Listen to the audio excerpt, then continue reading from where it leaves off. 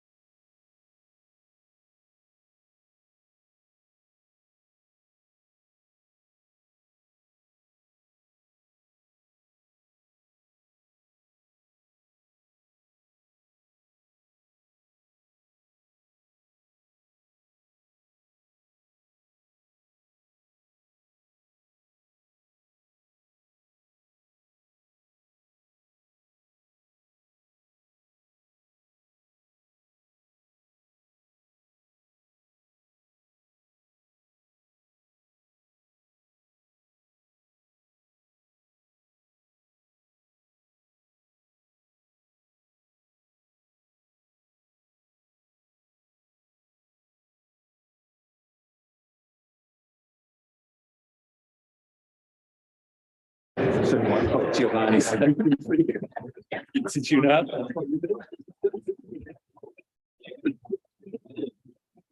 Good job. There you go. It's like a falls off that tongue. It's a Jewish tongue. All right, good afternoon. Here we go. Did someone close the door over there on the way out? Thanks. Welcome. It wouldn't be the HPBA without a topical dive into pancreatic fistula somewhere, sometime. We're really happy to have a very good deep session.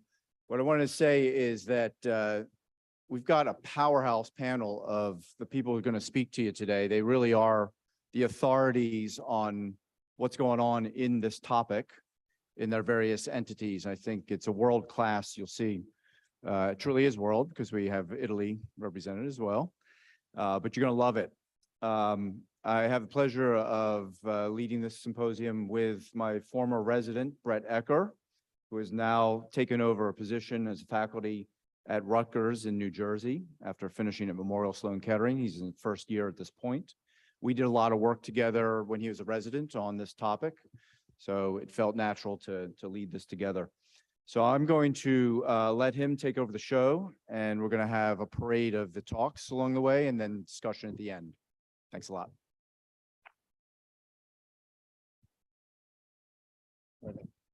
And for our first talk, we'll have Dr. Amir Zurikat come on up from the University of Pittsburgh. He'll be discussing drain placement and decision-making for Whipple's.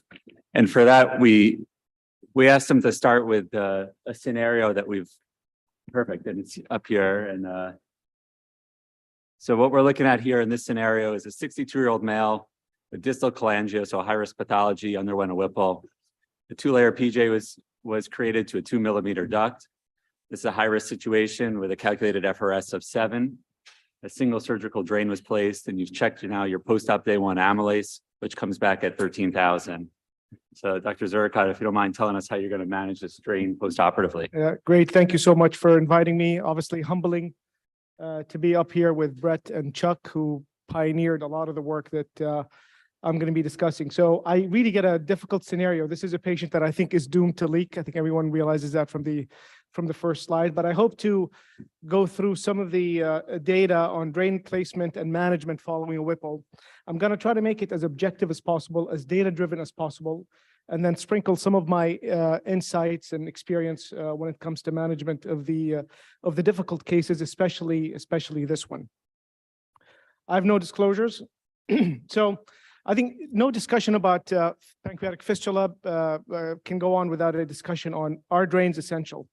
And I'm going to give you just a few slides on the background of what I think are essentials for drain placement and drain management strategies. So are drains essential? It's a mixed bag of clinical trials. Early on, 2 clinical trials, one from Memorial, one from Germany. The Memorial one was single center. The German one was dual center. Trials that were really important early on in setting the standard for saying that drains may not be needed in patients. And those trials showed equivalent mortality for drain versus no drain cohorts, but actually the CR pop probability was higher in both groups that had drains placed. So this really soured the taste for drain placement early on, but was challenged and upended by the more recent multi-center Van Buren trial in 2014. Several centers, about 140 patients. There was actually distal pancreatectomies and PDs, but we'll focus on PDs only. This trial was actually terminated early for an increased mortality incidence in the group that had actually no drains placed. So this trial really went against the prior trials. The trial is very important, but was really important were the follow-up studies looking at who were the patients who benefited from drains and why these deaths occurred. And much of this work was really done by Chuck and his group. And in a follow-up study that used the Van Buren trial, they really reappraised the data to show us that there are selective groups of patients that do benefit from drains following pancreatic duodenectomy. So this is the major appraisal of that Van Buren trial. For those of you who do not know the FRS, shame on you. It's the famous risk score for pancreatic fistula.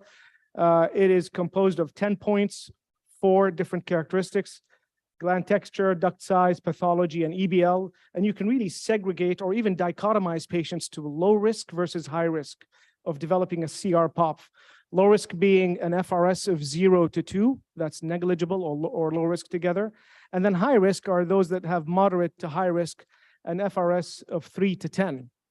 And what Chuck's group showed in a reevaluation of that prospective study was that there are really 2 cohorts of patients. In the low risk group, those who have an FRS of 0 to 2, a drain was not really necessary in order to prevent a CR-POP. In fact, when you look at this data, the group that had no drain placed actually had a lower CR-POP rate compared to the group that had a drain placed.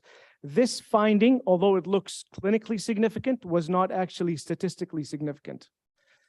The group that benefited from a drain are the group that were FRS high and moderate risk. In that cohort, there was a stark difference between the CR-POP rate for patients who had no drain placed, that's about 30%, versus patients who had a drain placed, which was about 12%. So this really gave birth to the idea that we need selective drain management. There may be a group of patients that do not need drains to be placed at the time of surgery. Again, a very personalized way of deciding who gets a drain and who doesn't. This concept of selective drain management, or placement at least at the beginning, was supplemented by data on the drain fluid amylase, a concept really important, using the DFA or a cutoff of the DFA on day 1 to predict which patients are prone to developing CR-POP.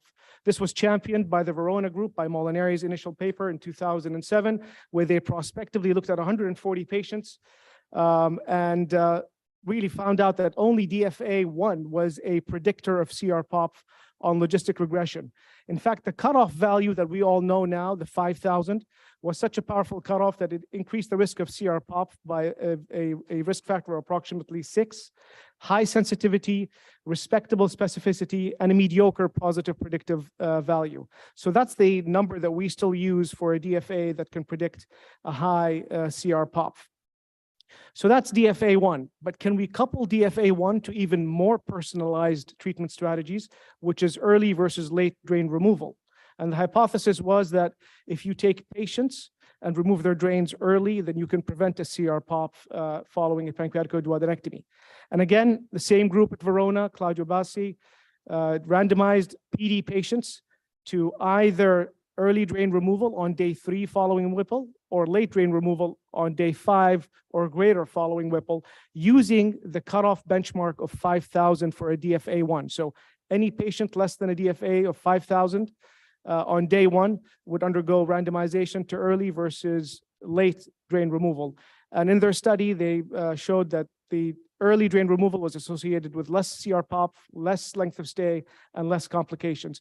A very, very important seminal study. Following this, there's been a plethora of data about the actual cutoff that would make this even more robust in terms of a prediction model. As you can imagine, the lower you come down with the cutoff value, the lower the sensitivity, the higher the specificity. But really, I think as a group, everyone in this room probably uses the DFA1 of 5,000 as really the benchmark for deciding on early drain removal.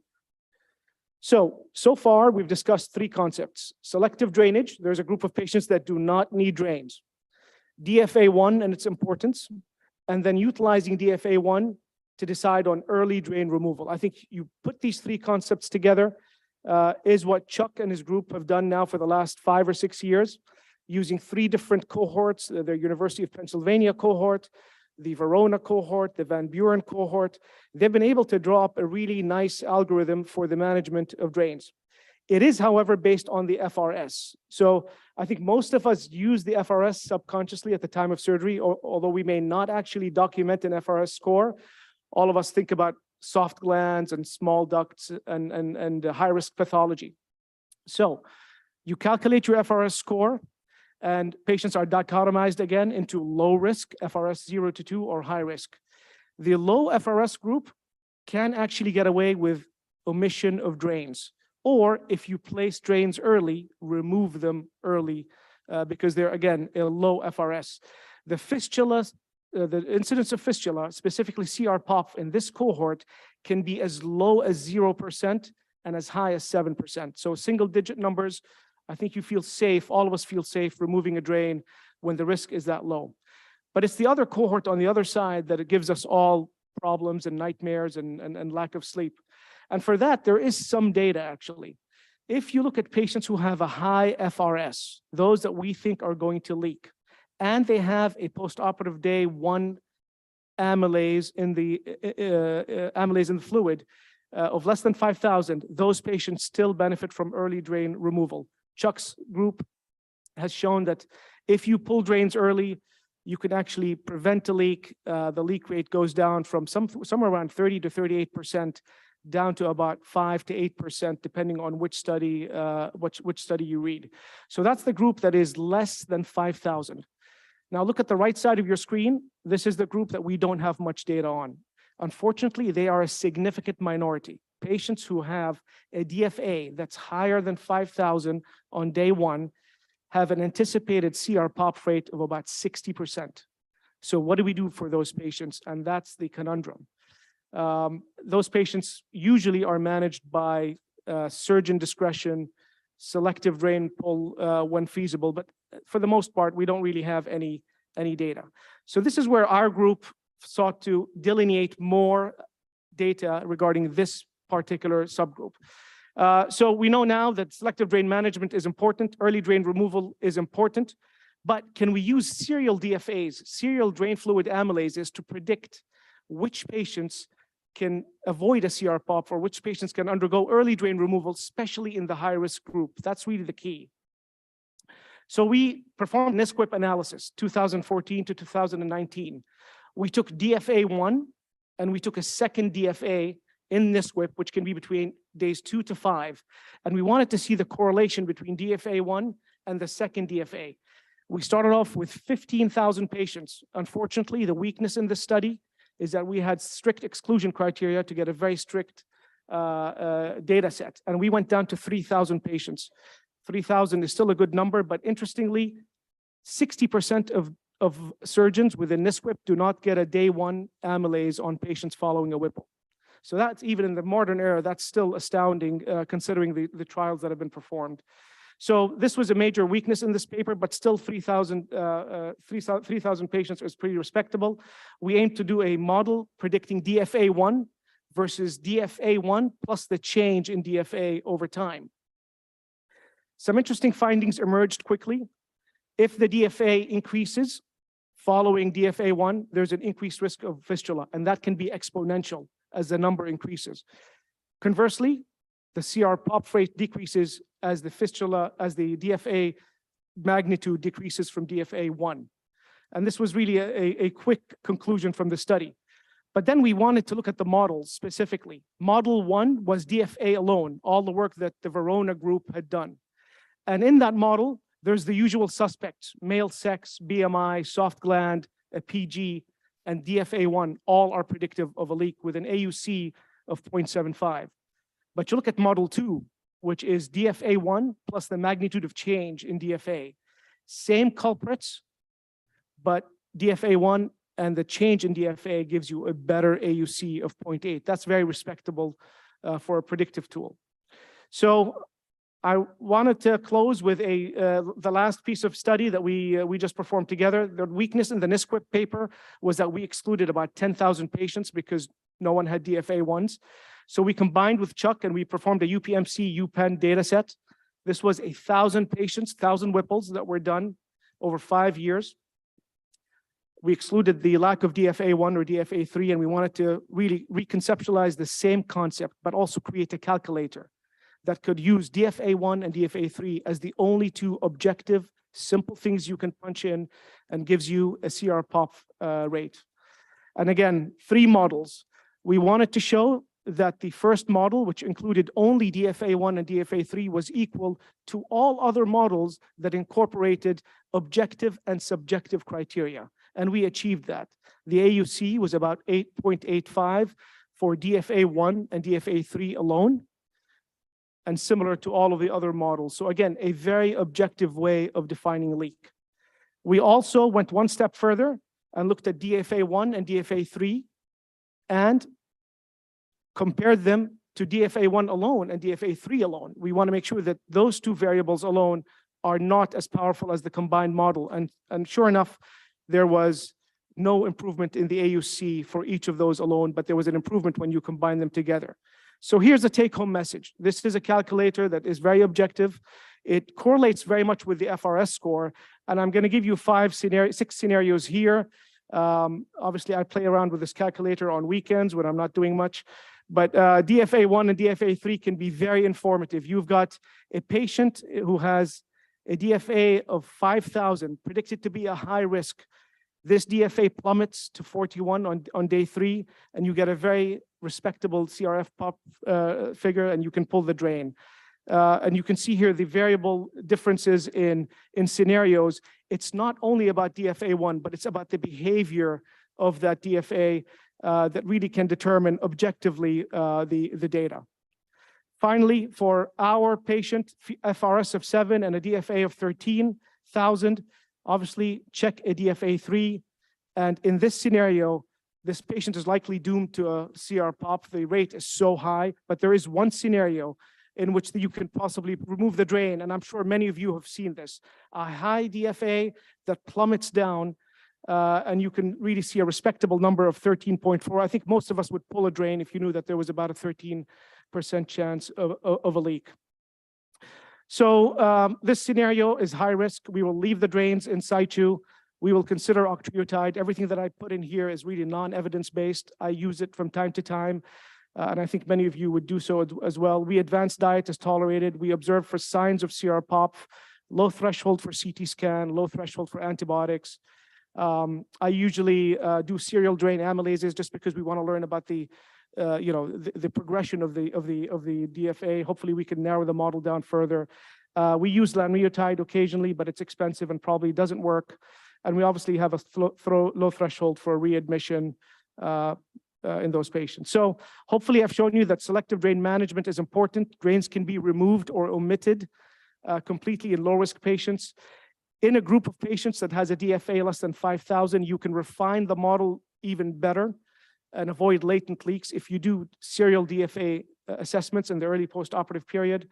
And for this patient, close surveillance is needed because we are likely going to have a CR pop based on that DFA1 data.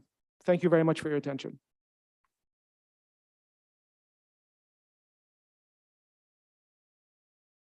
Thank you so much, Dr. Zurikat, and it was great to see that novel model and the new data that you had. Are there any questions from the audience?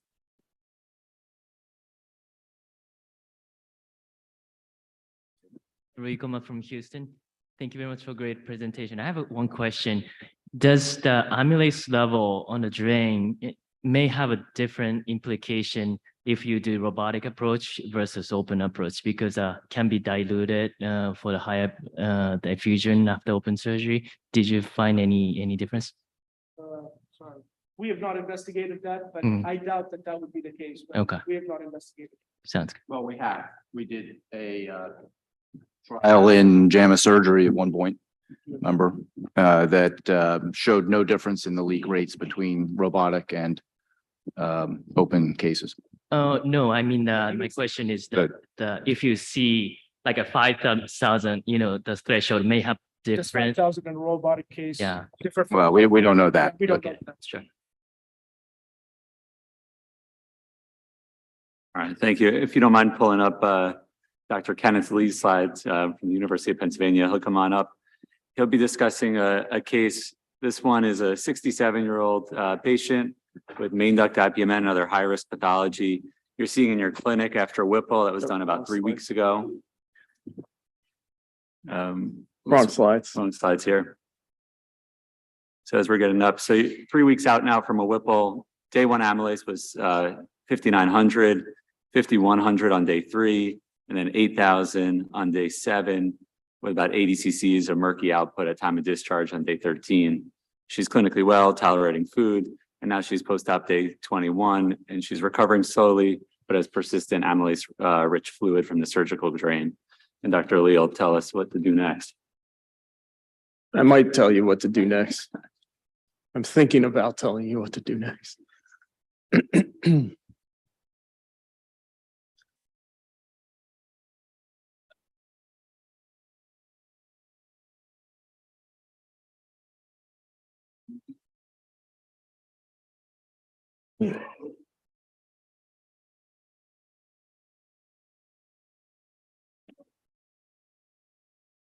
You definitely have it.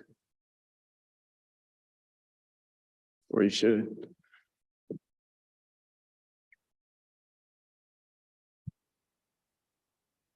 Bring him, flip.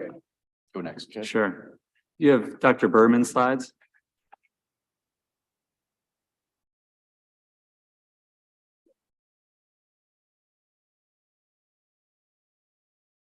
You have slides. Perfect. Thank you so much, Dr. Berman. Dr. Berman comes to us from Baptist Memorial Medical Center, and he'll be talking about the grade C pancreatic fistula. This is a patient, another high-risk scenario, underwent a Whipple, FRS was 8, and now in postoperative day 6 is febrile, hypotensive. You stabilize them out and you get them to a CAT scan, shows a 15-centimeter complex phlegmon with an obvious dehiscence of the PJ anastomosis. All right, Dr. Berman, help us here. Yeah, thanks a lot, Brett. And I do appreciate Brett and Chuck asking me to join this session, especially with the wonderful colleagues that I get to interact with on a regular basis. I appreciate that. So obviously, but not assuredly, this patient is headed down the road for a grade C pancreatic fistula. And I know everyone in the room is well familiar with these scenarios. These are the ones that get really sick, have organ failure, sometimes require reoperation, and still carry a substantial mortality rate with them.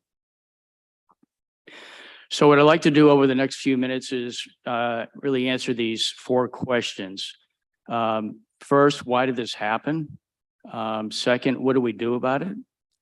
And then I'd like to get a little more cerebral and say, ask whether we can prevent a grade C pancreatic fistula from developing, and then finally offer a few tips about how we might get better.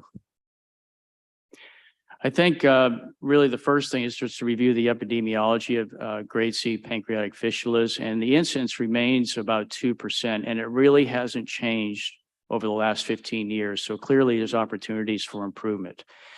I call these everything fistulas because they're a combination of activated pancreatic enzymes, bile, succus, and so these patients can get extremely ill very quick, very similar to a duodenal stump blowout.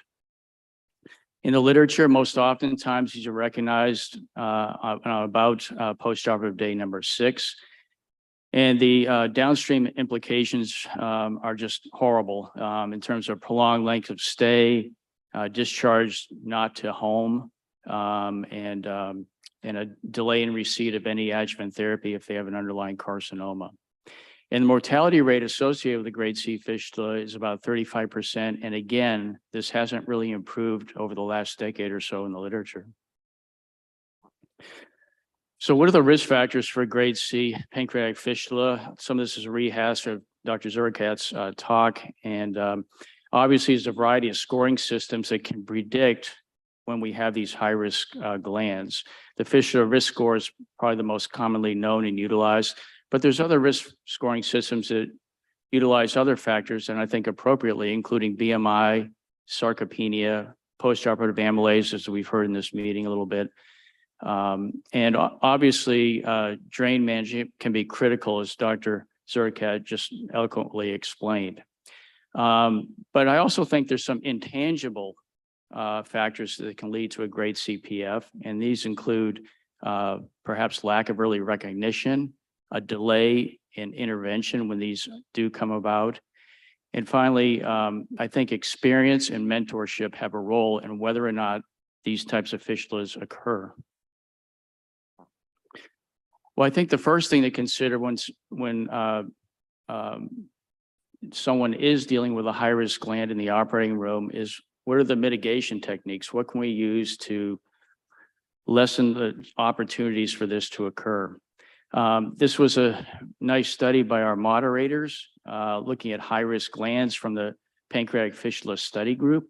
And they found that the risk factors for clinically relevant pancreatic fistula were male age, obesity, and getting old, a low surgical volume. The protective strategies that could be utilized was a pancreatic ojejunostomy, elimination, and early stenting, most oftenly with an external stent, and with the elimination of octreotide. And I just want to go over if we could use patient volume as a surrogate for experience and use pancreatic ojejunostomy construction in these high-risk glands as a opportunity for mentorship. Perhaps we can improve on the current statistics with regard to this fistula. So let's switch to, we have a grade C fistula. What are we going to do about it? I think it's pretty simple in this audience. Obviously, these patients need to be in the ICU. They need very aggressive supportive care. And initial antibiotic therapy really needs to be very broad spectrum, as these patients can harbor not only gram-negative organisms, but gram-positive and fungal pathogens as well. I think most of us would utilize initial non-operative percutaneous drain management. This is where our IR team becomes so valuable. When I say aggressive, that means the operative bed needs to be dried up, and this often requires more than one drain. And I'm a big fan of early re-imaging as well. If you don't dry up the operative bed, the patient's just going to progress down a bad pathway. And so one needs to be very aggressive with that. In terms of if we do choose to operate, what are the options? They're really all over the map, everything from revision of the anastomosis to ligation of the remnant to completion of pancreatectomy. What about completion pancreatectomy? Should that be an option? If one looks at the literature, it's compromised by the fact that these are relatively small numbers. Oftentimes these papers, there's really, we don't know what initial drain management was. We're unaware of what the initial non-operative management was. Most of the time, these operations are performed on postoperative day 10, which would be an absolutely horrible time to re-enter an abdomen after a Whipple procedure with this kind of milieu on the inside. And it leads to its own set of downstream complications, such as relaparotomy, further intervention with drains. And the simple fact is the mortality rate associated with this is just horrendous, ranging anywhere between 25 and 50%. So another work done by Fabio Cassiani looking at an expert consensus opinion of 60 worldwide experienced surgeons. And they asked this exact same question, this exact same scenario. If you were going to operate, what would you do? About a third of the experts recommended completion pancreatectomy, but just almost as many said that they would completely avoid that. The most commonly utilized adjuncts were wide drainage and externalization of the duct. What was to be avoided was ligation of the remnant, I'm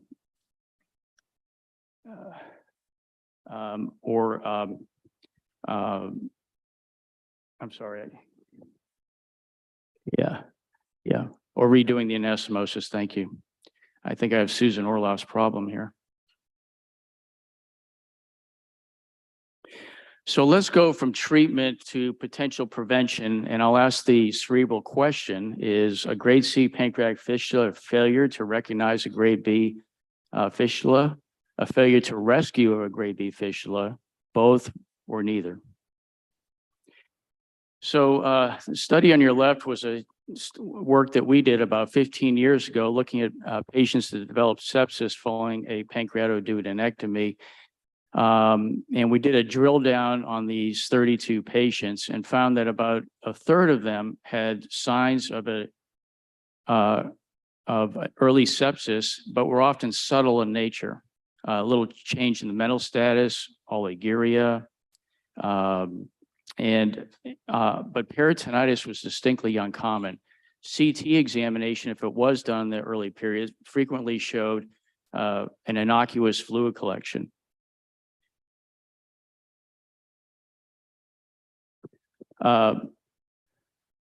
Early recognition. This is a study by our Netherlands group where they did a systemic review of postoperative variables and the timing of when the aberrations occurred in those variables that might help predict a postoperative pancreatic fistula.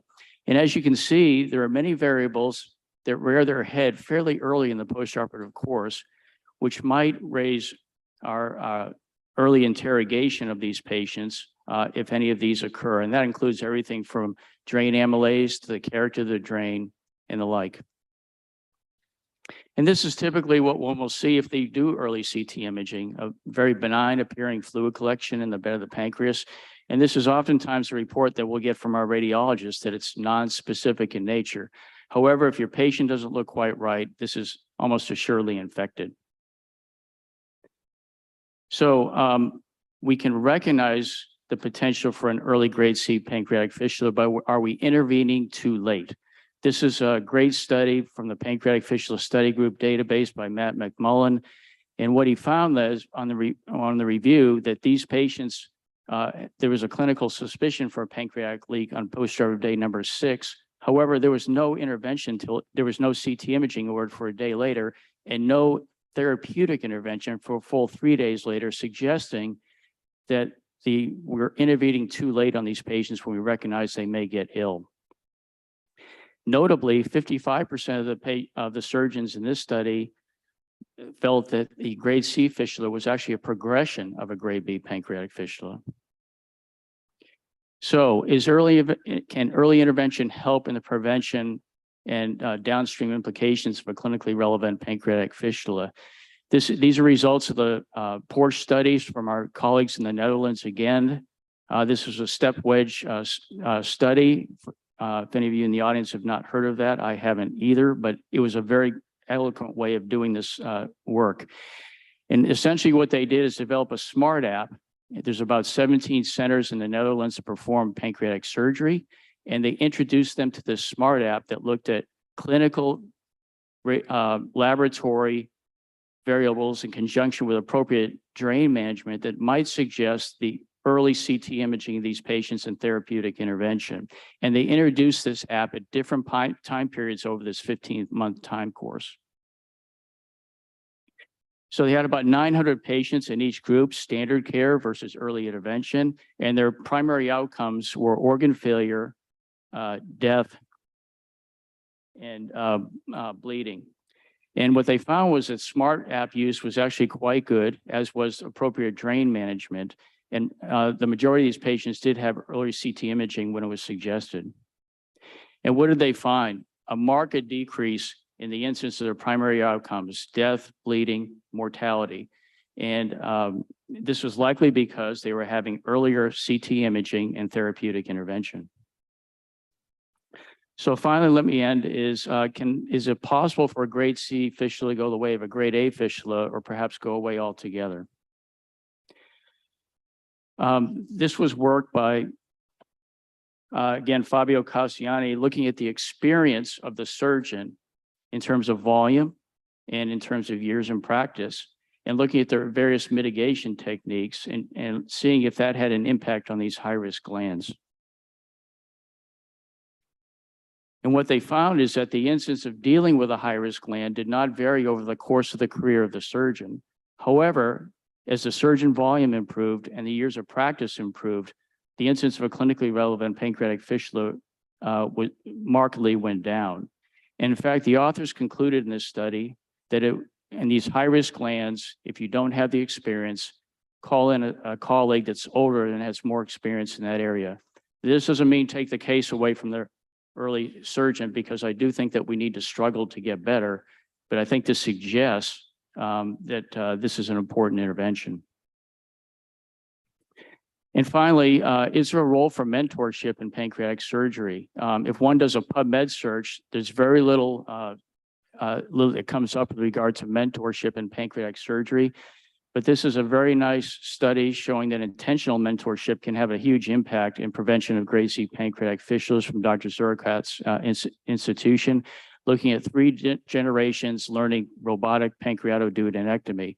Started with 2 surgeons who learned it on their own, then went to them teaching their junior faculty, and finally an intentional proficiency-based curriculum aimed at the trainees. And as you can see, the learning curve drops very rapidly across these 3 generations. And this suggests that mentorship can have a huge impact in this area. So to conclude, with regard to grade C pancreatic fistulas, I think one must anticipate these high-risk fistulas and employ proper fistula mitigation techniques. Appropriate drain management is key. Operative drains should stay in place, but if they are in place, that doesn't mean that you do not get early CT imaging. So if the patient continues to deteriorate with the operative drains in, CT imaging is still indicated. There should be a low threshold for early imaging and drains. The need for reoperation should be low, I think, in the modern era. And I think intentional structured mentorship can be very helpful in this patient population. I don't think we can eliminate these altogether, but I do think that 2% is too high. I appreciate your attention. Thanks so much.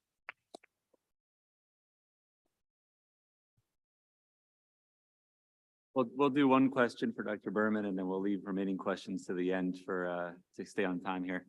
I can wait until the end because the question is for everybody, so I can wait. Okay, sure. Wait till then. Thanks. Perfect. All right. So if there's no more IT sabotage here, Dr. Kenneth Lee from the University of Pennsylvania will be discussing the lingering pancreatic fistula. This was the patient you saw now 3 weeks after a Whipple with persistent amylase-rich fluid from their drain. Here we go. So good afternoon. So I was charged with the task of trying to cover the lingering grade B pancreatic fistula and delayed gastric emptying in about 9 minutes. And so I think I can accomplish that. My advantage is that there's not much data.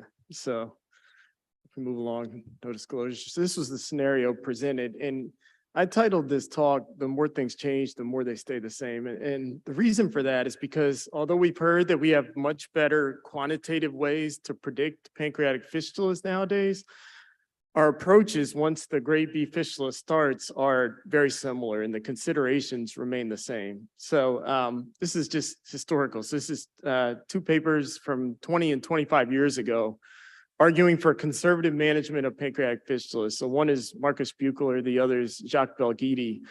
And the strategies once the pancreatic fistula began were bowel rest, octreotide, bowel rest, TPN, octreotide. And that hints at the fundamental questions that we still ask today, which are basically 4 once a lingering fistula begins. So 1, do I feed this patient? 2, octreotide or some sort of somatostatin analog. 3, what do we do with the drain? Leave it, back it out, passive drainage. And then 4 is, especially in terms of counseling a patient, how long is this going to take? And so we'll go through these one by one. So first, do you feed the patient? So there are 2 randomized controlled trials. One was Polish group 2011 that looked at grade B fistulas specifically. So grade A and grade C fistulas were excluded and included Whipples and distal pancreatectomies and looked at the 30-day closure rate for pancreatic fistula, which was 60% in the enteral nutrition group and 37% in the TPN group, with a median time to closure of 27 days, arguing for enteral nutrition in the setting of a lingering fistula. This is a little bit more recent. Annals of Surgical Oncology included grade B and grade C fistulas with no significant difference in the duration of drain placement, 27 days in either group, and also no difference in progression to a clinically relevant fistula, 20 versus 19 days. So on the backs of these studies and a few others, I think most would feed patients with a lingering pancreatic fistula, at least a well patient in a conventional scenario. So next is, do you try octreotide? And there is data, but it's very heterogeneous. So there are 7 randomized controlled trials that looked at the role of somatostatin analogs in lingering fistulas, and they're summarized in this systematic review, which was published in the British Journal of Surgery. And if you look at the studies, there are 7 trials from 1990 to 2009. The problem is that there are different types of fistulas. So although there were 300 patients, only about 100 had a pancreatic fistula. Whether they used Octreotide or a somatostatin analog or not, there was no significant difference in the absolute rate of fistula closure. And then the problem as far as duration of fistula is that the studies, the outcomes were different. So 4 studies showed no effect on the time to closure. There was 1 study that showed a decrease in the amount of time to close the fistula when somatostatin analogs were administered from 20 to 14 days. And then 2 studies did not look at the time to closure. So in the systematic review form, there was no pooled analysis just due to heterogeneity between studies. So now the limitations are many. First of all, these are older studies, so there was no well-codified definition of what a pancreatic fistula was. They're very heterogeneous groups with an inability to compare between groups. So the data for somatostatin analogs is not great. But what we have does not support their administration, at least. The third thing is when you go from heterogeneous data to no data is what to do with the drain.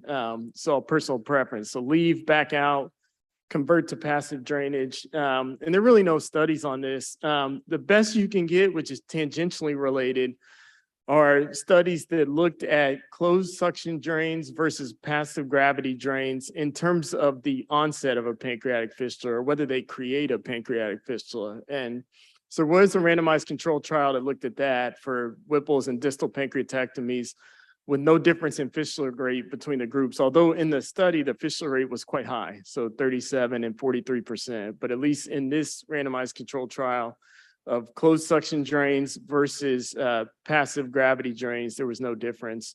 There also has been a NSQIP propensity scoring analysis done by Ajay Maker, which showed no difference. Now, this is a different question, which is whether a suction drain will help to create a pancreatic fistula, but it's about as close as we get, at least on that topic. So this is what I do.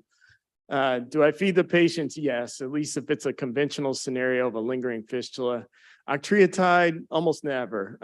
If there was an extremely high output fistula that started early, I might consider it, but then you kind of feel like you're rearranging deck chairs on the Titanic, and it probably doesn't matter what you do. So I rarely try octreotide. For the drains, I'm a passive drain person. I don't think that's not supported by data. But I just never conceptually liked the idea of suction drains next to these anastomoses. So I put everyone on passive drainage from the beginning as a matter of personal preference. And then how long will this take? You know, if we look at the trials that have tried to examine that, even the ones that I presented, the answer usually is about 4 or 5 weeks. But it's pretty variable. This is a study that actually presented an algorithm for how to manage a pancreatic fistula as an outpatient. It was published in Longenbeck's archives. And similar to what Dr. Zurikat presented, his own algorithm. And in this study, the average time to removal was 60 days, which is quite long, actually. So I'm usually reticent to tell a patient how long this will go on, just so you don't have to keep moving the goalpost. But most studies, it's about 4 or 5 weeks. So if we switch to the delayed gastric emptying setting, there is an obvious link, which is the preponderance of studies that have shown a connection between a pancreatic fistula or an abscess or an infection and delayed gastric emptying. So I think we all have recognized that association exists, but obviously that's a different circumstance in that the fundamental problem that you're trying to solve is the fistula or the abscess or the infection, more so than the primary problem of delayed gastric emptying. So there have been a couple studies that tried to look at risk factors for delayed gastric emptying in the absence of another complication like a leak or an abscess. I think the questions are basically 3. Can we predict who gets delayed gastric emptying? Can we preempt it with G tubes, J tubes, or whatnot? And then if it happens, how do we treat it? So this is one study. It's not, I think this study is useful. It's published in the Annals of Surgical Oncology because it specifically tried to get at risk factors for delayed gastric emptying in the absence of a fistula or an infection. And this is what they came up with. Age over 75, male sex, pylorus preserving Whipple, and I'm sure everybody in the audience has their own feeling about that, and then prolonged operative time. But I do think that those risk factors kind of align with my gestalt when I approach these patients. So this is what I do. First of all, I still put G-tubes in a not insignificant amount of Whipples. It's not a lot, but maybe 1 in 15.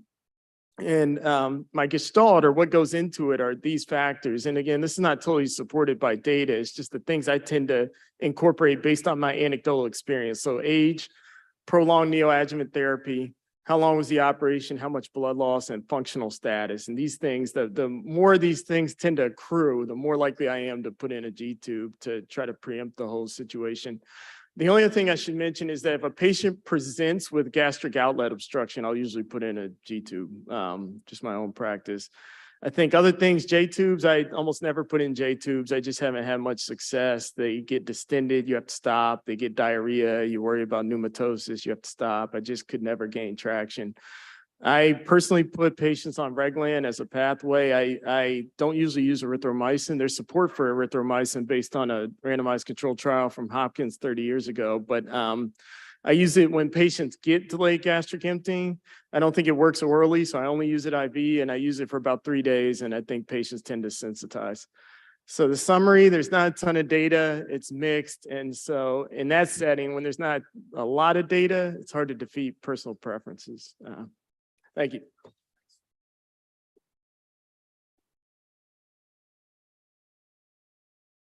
That was great, Dr. Lee. Next, we'll be talking about pancreatectomy, pancreatitis. Dr. Giovanni Marcagiani from Verona Pancreas Institute is going to be coming up. He'll be talking about a case here. This is a 71-year-old male who's post-op day 1 after a Whipple, high-risk non-PDAC pathology, 3 mm duct, soft pancreatic parenchyma, FRS here is 5. Day 1 amylase is 2,800. The serum amylase is 400. And Giovanni's going to tell us what does that mean. Hopefully. Well, thank you, Brett. Thank you, Chuck, AHPBA, for having me. It's quite an honor, and I was extremely excited on my way to Miami. Well, first of all, because it's the first time after the pandemic I'm back in the US, but also because of the topic that you guys chose. And I must say that I'm now even more excited after the great debate that I, attended today. So it looks like this entity, gains a lot of attention. But I think that, well, first of all, when we deal with pancreatitis after pancreatic resection, we actually mean 2 different entities. So I think it's basically a buy one, get 2 policy. So PPAP and POH. So I'm going to talk a little bit about that afterwards. And hopefully I'm not going to play the role of the fortune teller, but definitely, when we have to deal with this entity, we should frame them in the wider world of the pancreas-specific complications. So that's just great that we are discussing about this case, because several aspects should be taken into account to understand what they mean. But also, we cannot talk about pancreatitis without taking into consideration the journey towards the evolution on fistula prediction, prevention, and management, because they all come together, as Dr. Zurekat pointed out before me. So let's start with a new, I would say, philosophy, a shift into mentality, because we're really now approaching complication, moving from prediction of a given complication to the mitigation of the same complication. We know, we've been seeing that there are different moments in a fistula prediction, which means we also have different accuracy and also different, I would define, actionable factors, stealing a words from the neoadjuvant chemotherapy, because the closer we get to the complication, of course, the more we're accurate, but also as time is passing by, we're probably losing chance to do something and to mitigate the given complication. And of course, this holds true, not just for fistula, but also for the other complication, including pancreatitis. Because yes, POH, hyperamnesemia, and PPAP, acute pancreatitis, they come together with fistula. They're strongly connected. And as a matter of fact, risk factors are the same, basically. So going back to the case Brett prepared, so we have here a Whipple for a non-P duct. The duct is small, the pancreas is soft, the FRS is 5. So yes, we use the fistula risk score, and we know that the risk is deemed intermediate.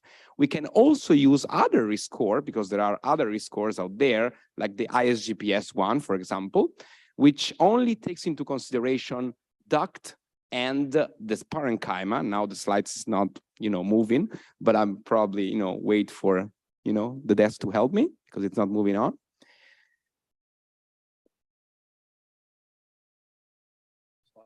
Yeah, thank you. Okay, so in this case, if we use other fistula risk score, once again, the risk would be definitely not a low one.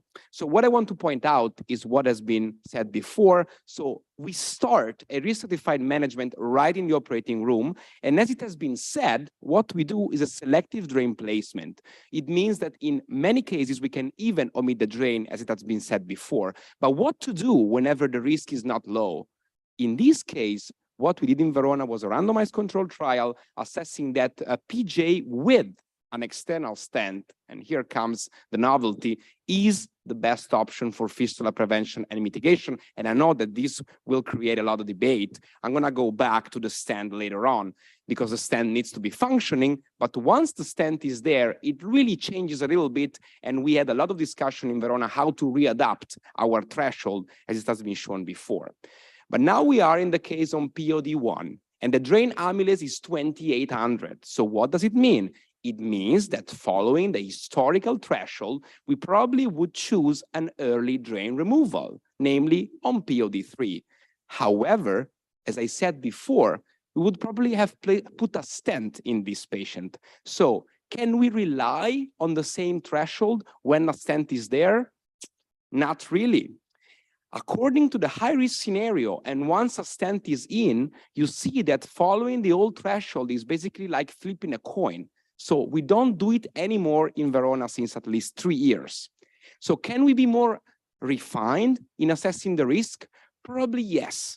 There are other factors, namely the serum amylase, the CRP, the albumin, all factors concerning inflammation that actually are of big help. And as our Dutch friends taught us, we also want to be very proactive when signs of infection are there, because we have to be ready to start antibiotics or perform a CT scan, because we know that we have to be ready to fight the occurrence of a fistula. So once again, what's going on here on POD1? We also have the serum amylase, which is 400. So what does it mean once again? Probably it means that something is happening, POH might be there, and in other words, we're probably observing the so-called big bang of a possible complicated clinical course. Of course, it's way easier to look at the sky and look at the stars and constellation, which comes afterwards. The Big Bang is way more difficult to explore, but if we can go back to the first postoperative days, we're still in time to adopt our mitigation strategy. And that was the aim of the ISGPS when POH and PPAP were defined. To have POH, we need to have a sustained elevation of the amylase in the serum, and only when radiological sign of pancreatitis and a clinically relevant shift in our management are present, then we have a proper PPAP, acute pancreatitis. Of course, this is just a definition. The validation is ongoing, but at least now we can speak a common language to assess whether this complication matters and how many patients. Because once again, I want to stress the importance of this continuing, I would say, assessment of the complication risk. And this is where POH plays a major role. We did this paper with Chuck, and as you can see, POH adds a sequential value of the fistula risk score in predicting pancreatic fistula after a pancreatic duodenectomy. Look what happens, for example, when the POH is not there to the fistula risk zone, or once the POH is there, we're losing the predictability of the fistula risk zone, of course, because we're moving afterwards. We're now on POD1 and on POD2. The closer we get to the fistula, the more accurate we are. But it's not just about the fistula. POH is an independent predictor of also other pancreas-specific complication and the pillar of the potential occurrence of PPAP. So once again, going back to our case, what to do now? First of all, I would say keep calm because it's only POD1. On the day after, we would assess whether we have an actual POH. We should follow the CRP curve, and definitely in this case, I would avoid an early drain removal. And again, remember the Porsche trial, we should be ready to be very proactive, performing a CT scan if signs of infections are there. Then I have a question to the panelists. So it looks like in the OR, the risk was intermediate, but now that we're moving into POD1, the risk seems to be high. So are we missing something? Can we redefine, actually, can we be better in predicting the risk while in the OR? Probably yes. I don't know if you're familiar with this score. The Asner score is basically something defining the soft pancreas as rich or not in ascites. This can be done with a frozen section, and we just came out with a validation with the colleagues in Milan, and I'm just going to show you that not just overall the risk can be defined either high or low according to the Asner score, but also no matter if you use the ISGPS classification or the Fistula score, look at the gray area, the intermediate risk. Thanks to the Asner score, we only get either low or high risk, which is actually very meaningful because we have way more information on what to do in the OR. So probably in this case, thanks to the Asner score, we would have refined our risk in either low or high. And this is what I actually expressed just graphically. We could call the snow angel of fistula. It doesn't really matter whether if you start with the ISGPS or the FRS. Bottom line, if you add the Asner score, you might end up having only either high or low risk. Finally, what about the stent? I know that's a hot topic. So what should we do in this case once the stent is there? And I'm really happy to show you for the first time those unpublished data regarding how we are readapting our threshold for drain management. See that unfortunately, if we use the drain fluid amylase or the serum amylase, which are always elevated in these cases, we cannot define a new threshold before POD5, nor by using the CRP, which starts to become meaningful only after POD2 or 3. So far, there are no elements to support the early drain removal policy, namely on POD3, once a stent is there. So I'm afraid my conclusions are still ongoing. I think it remains dynamic risk assessment as a key element on what we all have to do, but please check your amylase in the serum and not just on your drain, because they can be very, very meaningful. POH is indeed an early postoperative biological marker, improving clinical risk stratification by increasing the granularity of fistula and also acute pancreatitis risk estimates, the latter being a late and less frequent actionable event. I'm sorry, so far we don't have any date regarding the actual incidence because the validation study after definition is still ongoing. So you know that we're very interested into that. Chuck is strongly watching on us, sending Van to Europe and see that he's checking on our actual leak rates. So looking forward for the next data together with Mark Besseling. But let me thank all the team in Verona. Giuseppe Malleo is here, Gianpaolo Perri, who's co-author of many of these papers, strongly put effort into that. But probably our biggest thanks goes to the one and only, the man, the legend, Claudio Bassi, who's going to retire this year. And he's such an inspirational for all of us. So let me ask for an applause to Claudio from this audience. Thank you very much.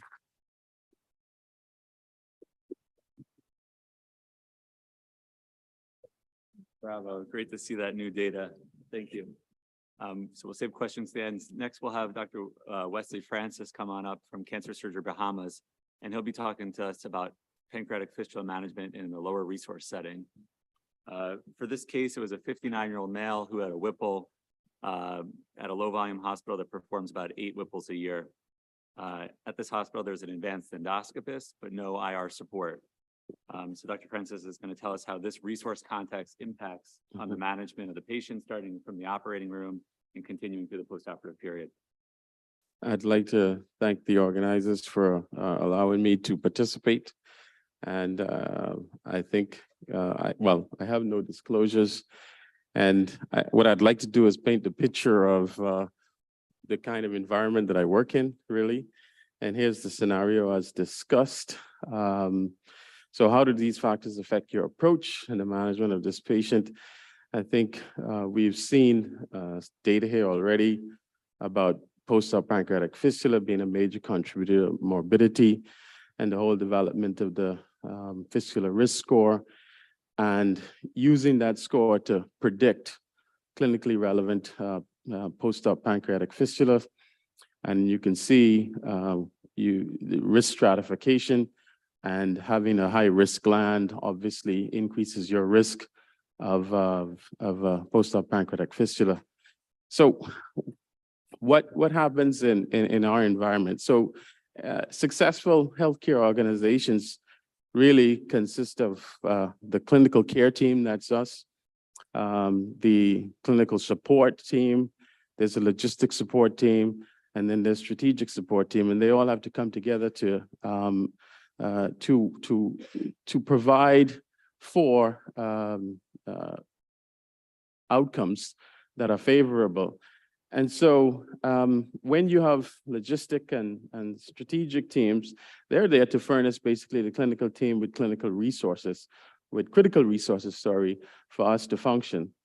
But when there's failure, and I think this is really the difference between high resource and low resource environments, is not just financial, also, but sometimes when you have strategic and logistic failures, then that end up in either staff or supply shortages that then forces the clinical team to then make some sort of improvisation or delay care. So when you talk about resources, and as you see from the previous speakers, imaging becomes important. For us, sometimes even post-op, getting a CT scan for a patient in the middle of the night, or not even in the middle of the night, sometimes that's very difficult. And that's becomes a reality, maybe not a reality for this group, but certainly when you're in the Caribbean or low resource settings, just a CT scan becomes a problem.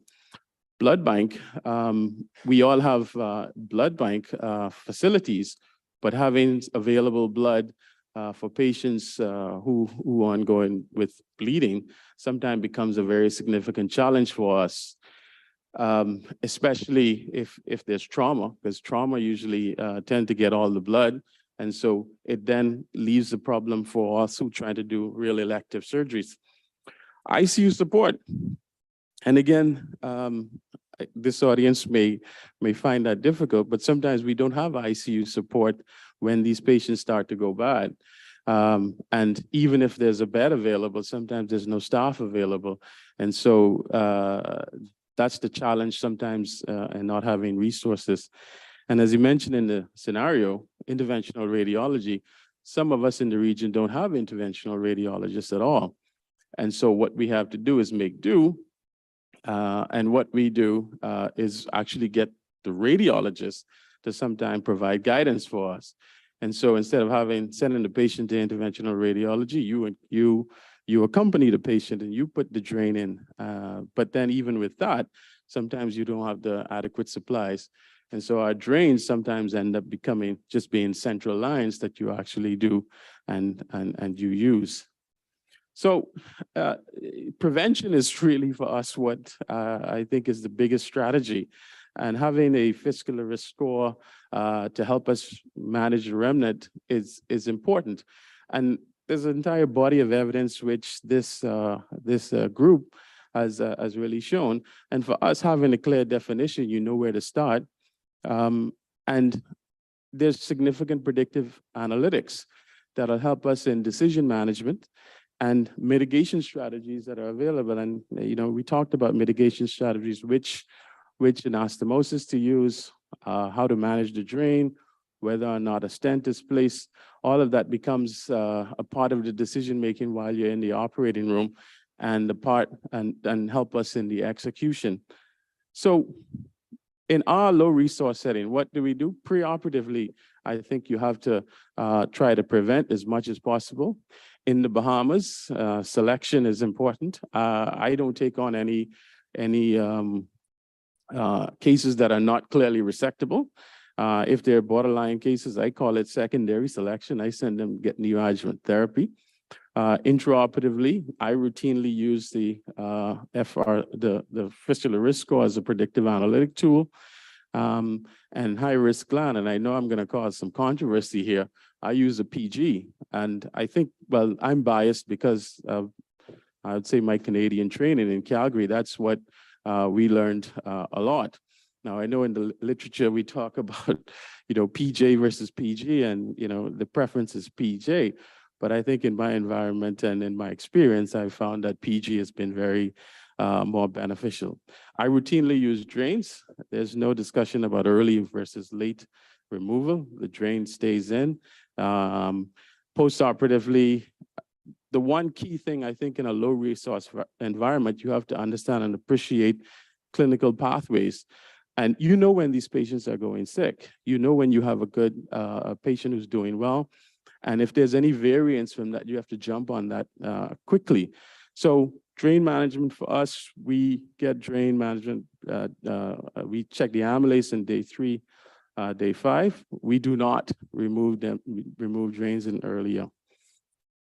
So the type C in this patient, again, I'm thankful it's not very common situation that we encounter. Certainly conservative management is what we do. Resuscitation, IV antibiotics, and again, quickly jump in on these patients to make sure that you can get them through. Indication for surgery, failed conservative management. I mean, if the patient continues to deteriorate, then reoperation. And in those cases, wide drainage is what we usually do. The other option is the hyst remnant, and how do you manage that? So this is the Caribbean, and I'm going to close with this. And as you can see, we have a Caribbean chapter from the Bahamas, Barbados, Trinidad, Jamaica, and the Cayman Islands. And all of these are gentlemen who really trained either in India or in Canada. And so I sent a survey in preparation for this talk just to see how we manage the situation. And when we look at the Caribbean chapter, about 2/3 of us fellowship trained, but we are all have an average annual case volume that you would consider to be low volume. The majority of us actually do less than 6 cases a year. And I think only the Trinidad group, sees up to about 20 cases. In terms of resources, ICU is sometimes available. Sometimes you don't have ICU available at all, but more often than not, you do.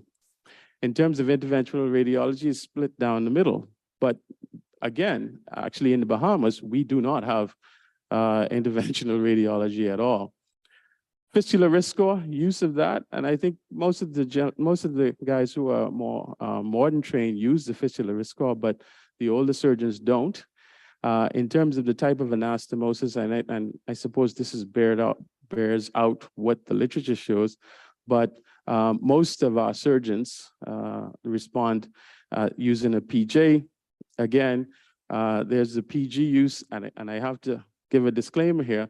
When I looked and see who used the PG, it was always the Canadian trained fellows. And then some people use, or one surgeon actually used the dunking. In terms of mitigation strategy, stent use, and this is if they use a PJ, the majority of people use stents, and the only stent that is used is an internal stent, not an external one. And drain placement, again, routinely used, and early drain removal is not something that we practice. And the real reason is because we don't have, if we have a problem, having salvage is going to be difficult because you don't have interventional radiologists available. So management of the type C fistula, and I asked the question in the last 5 years, you treating grade C fistula, and well, a good number said that they didn't encounter this. And again, in a low volume setting, obviously you may not. But the most common operative or most common treatment strategy was non-operative management. We had one person who did a completion pancreatectomy, and then just another with reoperative drainage, reoperation and wide drainage. So in summary, I think having a tool like the Fistula risk score is well suited and applicable in a low resource setting. Careful selection and account for the resources you have allows you to make the proper decision in the operating room. But I think most of all, the technical competency is crucial. You have to be able to do the anastomosis and do it well. And I think having two options seem to be practically sound. Managing the 1 millimeter duct is a problem. And I think that's why a lot of, like maybe that's Canadian trained guys, we stick to the PG because sewing a 1 millimeter duct is usually very, very difficult in our setting when you only have 4 sutures. And if it is that you're using, we only have 5 French drains. 5 French drains don't fit in the middle in a 1 millimeter duct. So clinical pathway is important. Any variance, you immediately jump on the patients, and institutional health system support is very crucial.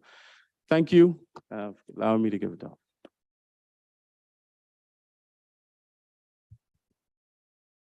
Thank you so much, Dr. Francis. I'm still thinking about the idea of putting a triple lumen catheter by myself into a post-pancreatic fistula.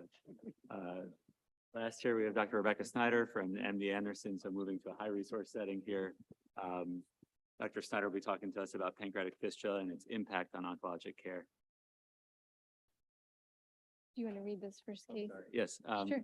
So this was a patient who underwent a Whipple for upfront, clearly resectable PDAC.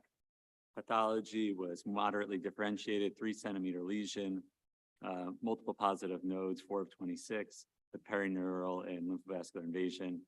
And patient was ultimately discharged on postoperative day 10 for management of with a fistula with drain management for that. And now you're seeing in the clinic.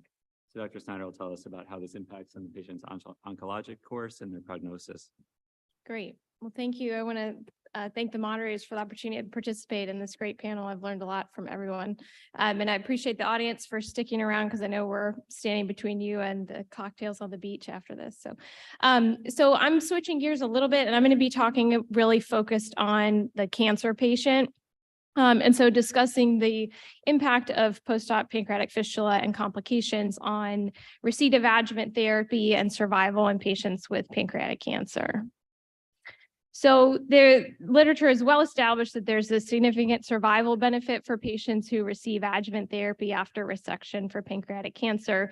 So beginning with SPAC1 and CONCO1 that demonstrated a survival benefit of receiving post-op adjuvant chemotherapy, followed by subsequent trials which have compared multi-agent and single-agent chemotherapy regimens, now with the standard of care being modified FOLFIRINOX in patients with acceptable performance status, demonstrating an improved overall survival of up to 54 months in patients who successfully complete resection followed by completion of chemotherapy.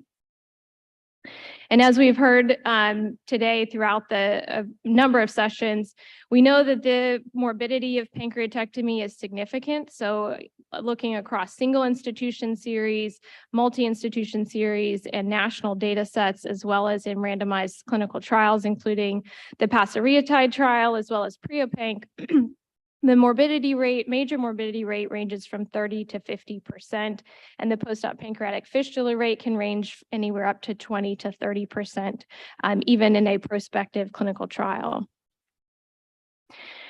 So in clinical practice, we've all observed that many patients who undergo successful resection are not able to ultimately complete chemotherapy. And so even in adjuvant trials, and these are enrolling presumably kind of the best candidates, so patients who have successfully undergone surgery, presumably with a pretty smooth postoperative recovery and without complications. And even in this group, only 60 to 70% of those patients are able to complete adjuvant therapy. And that's excluding potentially, you know, kind of a postoperative complication that would delay or prevent chemotherapy. The pre-panc data did include a study arm of surgery first, followed by adjuvant gemcitabine. And in this study, in the surgery first arm, only 80% of patients even initiated chemotherapy. So 20% of patients in that arm were treated essentially with surgery alone. And then only 43% of patients actually completed adjuvant therapy, which was single agent gemcitabine. So not even multi-agent therapy. So this data suggests that there may be an added impact of potential postoperative complications on receipt of adjuvant therapy. So what about when we look in kind of real world data in clinical practice? So these are just a few representative studies, but if we look at national data set specifically, this is representing the NCDB, in large series of patients, anywhere between 25 and 40% don't receive any adjuvant therapy after resection for pancreatic cancer, which is really remarkable and you know, a problem given that we know the significant survival benefit of adjuvant therapy and the importance of that. So this was a really nice study done by Jason Dimbo using SEER Medicare data. So this represents only patients who are age 65 and older. And they looked at initiation or receipt of any chemotherapy, as well as completion of chemotherapy in this population who underwent upfront surgery. And they used a pretty generous definition of receipt of adjuvant therapy. And so patients had to have initiated adjuvant therapy within the first 3 months of resection. And then completion was defined as receipt of 6 cycles in 10 months postoperatively. And as you can see, the rates are pretty dismal. And so only about 30% of patients got any chemotherapy. And then in terms of the percentage of patients that actually completed chemotherapy, it was in the single digits. And so, yes, this is only patient 65 and older, but arguably that's the predominant patient population for patients with pancreatic cancer. So the next thing is to really understand the reasons that patients do not receive adjuvant chemotherapy. And this is where there's not as much literature. We sort of know that patients don't get it, but understanding why and the role that complications and including post-op pancreatic fistula play in that is what's tricky. And so this was a nice study from Norway that looked at approximately 200 patients and reported their morbidity rates as well as the reasons that these patients did not receive adjuvant therapy. And so morbidity rates similar to what we've seen, about 50%. And they showed that for approximately 1/3 of patients, a poor performance status or postoperative major complication was the direct cause of the patient not receiving adjuvant therapy. And so clearly having surgery up front followed by a major complication such as a fistula can be a significant inhibitor of a patient's ability to receive adjuvant therapy. And then they subsequently kind of broke it down into the groups of patients who had a postoperative complication and those who did not. And of the 40-something patients who had a major complication, a much smaller number, 40% actually were able to even initiate adjuvant chemotherapy and 20% completed it. And then if you look at those who had no complication, the rates were obviously much better. So much higher rate, 70% of patients were able to initiate chemotherapy and almost 50% to complete it. And so kind of going to like 5th grade math here, if A leads to B, B leads to C. So if a complication prevents adjuvant therapy, we know adjuvant therapy improves survival, presumably postoperative major complications, including pancreatic fistula, would have an impact on overall survival. So this study showed that in looking at the median survival of patients with a major complication. Median survival was 11 months in the patients with the complication, which was significantly worse than patients' survival of 19 months without a major complication. And then finally, this is a really nice study done by Qingwei Zhang that was published in 2014. And in this study, they looked at survival that was stratified by treatment sequencing and the event of a complication. And so the most favorable survival curves are those of patients who received either neoadjuvant therapy with or without a complication. So that did not appear to impact survival in patients who had received neoadjuvant therapy. And then patients who had surgery and no complication had equivalent survival. But then if you look at the less favorable survival curve, that included patients who were treated with with neoadjuvant therapy and intent for surgery, but who did not undergo resection, which was equivalent to survival in patients who had a surgery first approach and then had a major complication. So clearly major complications can have a significant impact on survival, particularly in the upfront surgery approach. So all that being said, I know there was a debate yesterday kind of about should neoadjuvant therapy be standard of care, and this isn't the talk to discuss the benefits of neoadjuvant therapy, which are many, but certainly consideration for risk of pancreatic fistula is one that could play a role in terms of deciding treatment sequencing.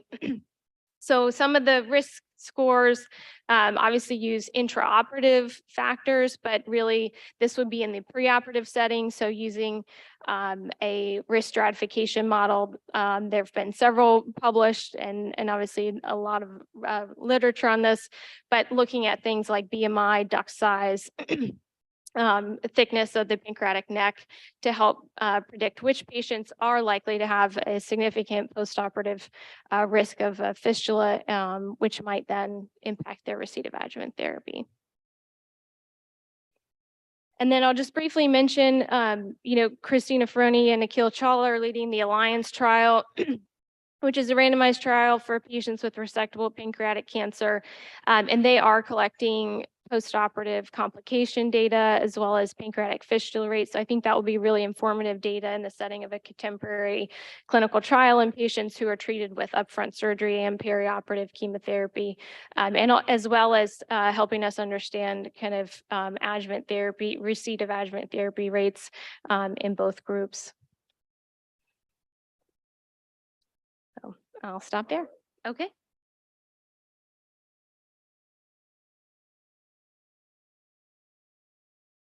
All right, great. We do have about 10 minutes or so before the room fills up again to have questions from the audience. I want to kick off by saying we can continue this dialogue tomorrow. We're going to have a session called Regrettable Decisions. There will be a case of a pancreatic fistula or pancreatic situation that will take off on some of this stuff. I want to ask one question before we get to the audience to Ken. So when do you pull that drain in the office? What's your judgment on, you got a drain, you got 50 cc's coming out, it doesn't look great, but the patient's doing well, it's 28 days later. How do you decide? I think this is a really hard question for early surgeons. You want to be cautious. Can you get away with being a little bit more aggressive, taking a drain out sooner? Yeah. Yeah, it's a typical decision, obviously. I mean, I think some people's strategy in that scenario is to start to back the drain away. I generally have not done that. I'd like to just wait until it gets down to about 20 cc's a day. I generally just waited it out. Obviously, you have to be aware of any calls that come into your office of any blood in the drain or anything like that. But I'm pretty conservative and I tend to wait. And that's one of the reasons that I try not to announce to patients up front how long I think this might go, because they always ask, but I am reluctant to tell them something like 4 weeks and then just keep pushing it back. So I usually leave it. I rarely back it out. I try to wait until it's about 20 a day. And then at some point you just have to pull it. And the other considerations are they have to watch for blood, and you have to have a fairly reliable patient who, where you have to try your best to have mechanisms that they'll call you if there's anything, fever or whatnot. But as you know, it's a pretty inexact science. I think it's the party line. I would kind of push back a little bit. I think that the body has an amazing way to heal itself.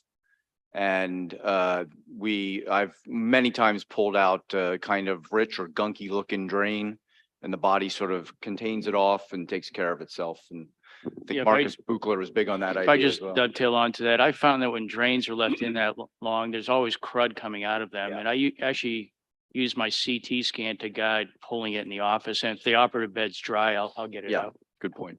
Okay. Let's go here. Hussein Amiri from Louisiana. That's to the panel, this question. Now we rely a lot on the other services like radiology, this and that. But I want to know the threshold for going back to surgery. I heard from one presenter that they consider going to surgery, but if you have the day one amylase, 5,000, or for that matter, 13,000, what it could be? What is the option? Do we go to surgery to finish because it's leaking and it's leaking big time? How long we are going to wait and to what expenses? Because patients stay in ICU, drain, nutrition, comorbidity, all of this one. So I would like to hear the threshold. Are you asking if we'd go to surgery just because there's a high amylase level on day 3? No, I'm just asking that when you have such a scenario, 13,000 in the drain, the amylase, Yep. what's your threshold going to surgery and how much is the rate of changing from C to A, the fistula C to A?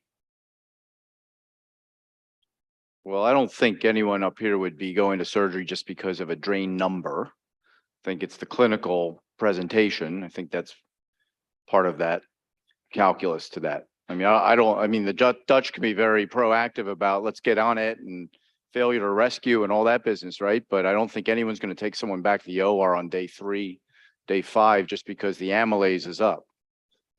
I think the only thing I would say, I think the harder thing, I mean, it's tangentially related, is when you get to a very high output fistula, where you're worried about a complete disruption and the patient is around 2 weeks. That's probably the hardest, because you think if you wait another week, you probably won't be able to get back in. Yeah. And so I think that's probably the hardest variant of that scenario, is when somebody's around 2 weeks and that's probably your last opportunity to go in and either remove the rest of the pancreas or bridge the defect. Because if you wait another week, you're out. And I think that's a hard scenario to manage. Yeah, Mike. Yeah, first of all, thank you very much for this great summary. I really felt like I learned a lot, and I would say this is the issue for postoperative pancreatectomy. I'm not sure there's much else that I worry about besides bad leaks, and so this is a really important topic. I'm going to say I was a little surprised, and for some reason I'm afraid to bring this up, but I didn't hear much about Pancreatitis. I heard a lot about early drain removal based on a single institution, well-done randomized trial, and that appropriately people have taken up that practice, and it's a real step forward. Pancreatitis also studied in a well-done randomized single institution, double-blinded, randomized, did I say that already? Randomized trial. Yet we didn't talk about it at all here. It cut the fistula rate in half. And it's a similar study that was done in Verona with drains. So I'm just curious why I didn't hear about it very much. Well, I'll tell you why. It's not available to most people. I don't think it was a beautiful study. It's got something to say, but I don't think it's been practically applicable. Not available? Yeah, It's definitely available. yeah. From the very beginning of that study, there were major, many institutions did not offer It's that, so. available. Why else didn't we talk about it? Who on the panel believes in somatostatin agents? No. Let's As not talk preventative. about religion. Religion is for Sunday morning, or if you're Jewish, that's on Saturday. I don't care what you believe in. I want to know why we didn't talk about it when we have a very similar evidence for it. Anyone? You all to be very quiet. Crickets? Yeah, I think I'm aware of the study, and I think there's support for it. As you know, there have been studies from institutions that followed, including WashU. There have been systematic reviews at this point, and I think the data comprehensively is fairly mixed. It's an expensive drug, and so it never really caught on at our institution. And that's not to criticize the study, and I know that it is the best single study to evaluate that drug. But I think looking at it all comprehensively, it just never caught on at our institution. Although it was a well-done study. I just want to be clear. Systematic reviews, retrospective reviews, single-arm trials are not at the top of the triangle. Randomized controlled trials are. So we should just be careful. If you don't like it for some reason, that's fine. But the data is very strong that it really can make a difference. And it's a very simple thing to do. It has some side effects for sure. It's kind of surprising to me how that played out. I can also tell you that 20 years ago, 30 years ago, we did a randomized trial for hepatic artery chemotherapy, and I used to debate people all the time, and they told me, well, Mike, it just hasn't caught on, which I didn't think was a very strong argument. And now it has caught on. I'm not sure why, but it's sort of interesting. Okay, one last question, then we're done. Yeah, thank you very much. Wonderful panel. Thank you, Chuck, and the rest of the leaders for leading us in this very important endeavor. The question I have is that the grade C fistulas that require operative intervention, just curious from the panel as well as the audience, and we talk about drain placement and all the other modality, how many people would close the patient and how many people use the diphthera with the thought of going back and changing several days to make sure that you control the sepsis?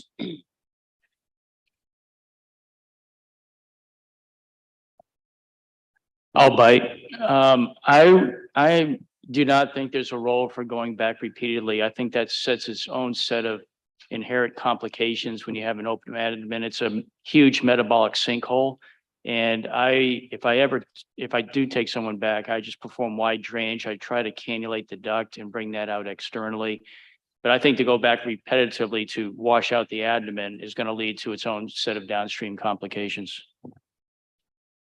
It's a highly morbid, long-term ICU stay. And many times, you remember the days when we actually packed into the big crevice and you had to keep people intubated for 2 weeks to do that. I think that's just old-fashioned at this point. We're going to wrap it up because we got a new session. It's about complications as well, so stay around. Thanks.